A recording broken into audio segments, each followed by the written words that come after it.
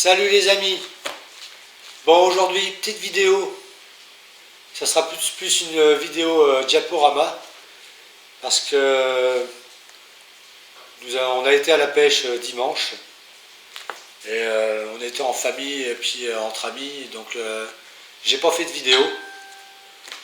Donc on était à mon étang et du coup j'ai dit tiens, pourquoi j'irais pas tester ces nouveaux moulinets. Donc franchement super moulinet. Puis je voulais parler un peu de cette journée de pêche parce qu'en fait j'avais emmené mes 4 cannes pour tester, puis en faire profiter un peu copain à mon fils et puis voilà quoi. Donc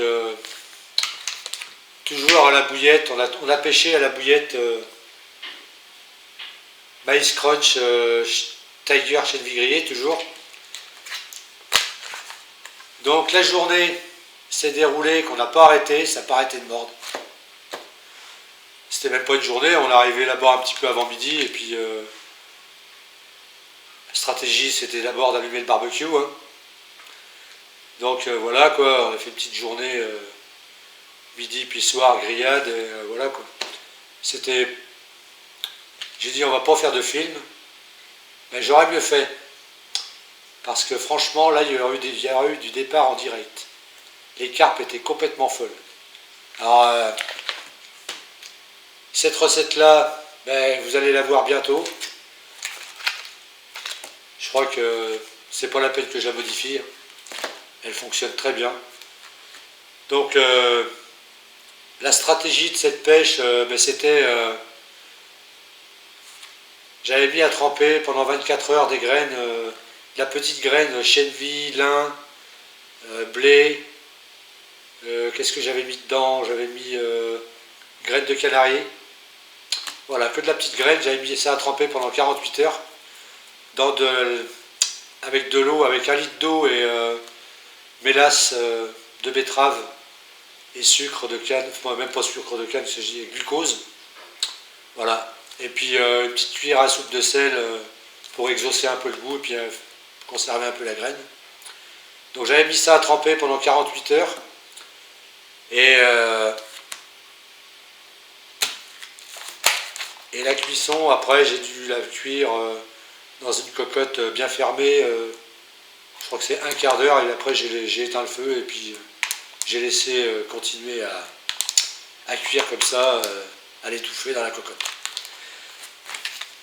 Donc dedans j'avais mis ça.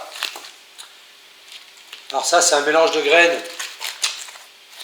Il y a lupin, tiger nuts, maïs, chenvi, graines d'oiseau, enfin tout un tas de graines qui étaient déjà prêtes. Ça c'est de la graine déshydratée.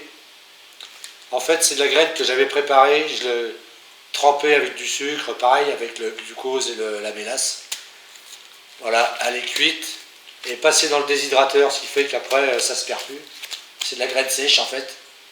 Et vous n'avez plus qu'à la mettre dans l'eau et la laisser gonfler, elle est prête, elle est sucrée et elle est très bonne pour la pêche. Donc là c'est de la graine cuite qui a été déshydratée dans le déshydrateur. Je l'ai rendue... en fait ça enlevait le déshydrateur, ça enlève toute l'humidité qu'il y a dedans. Donc c'est redevenu de la graine sèche, sauf qu'elle est cuite. Voilà. Quand on arrive au bord de l'eau, on emmène un paquet comme ça, de graine sèche. Vous la mettez à tremper, le lendemain vous pouvez pêcher avec, elle est bonne. Ça c'est une petite astuce que moi j'ai, mais je prêche pratiquement jamais à la graine. Donc j'ai quelques paquets déjà faits comme ça. Donc j'avais rajouté ça dedans aussi. Voilà, voilà. Donc tout ça c'était mélangé avec un peu de pelé extrudé que je prends au Gouessant, là, l'usine de Gouessant. Extrudé 9 mm et puis quelques plus petits, puis 2 ou 3 pelés percés. Il y avait quelques bouillettes concassées dedans et quelques bouillettes entières. Voilà, j'avais fait une mixture avec tout ça et en amorçage. Et quand le poisson est rentré dedans, les amis, j'ai pas arrêté, pas arrêté, pas arrêté.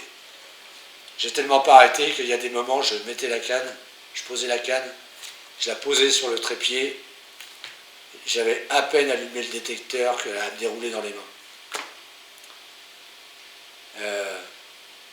À la fin, c'était un peu chiant, j'avais plus que 2 cannes dans l'eau à la fin. Bon, les moulinets, top. Voilà. Donc, je vous embête pas plus longtemps. Je vous fais voir les vidéos, les photos des poissons pris ce dimanche avec la bouillette Mice Crunch Tiger chenille grillée tout de suite.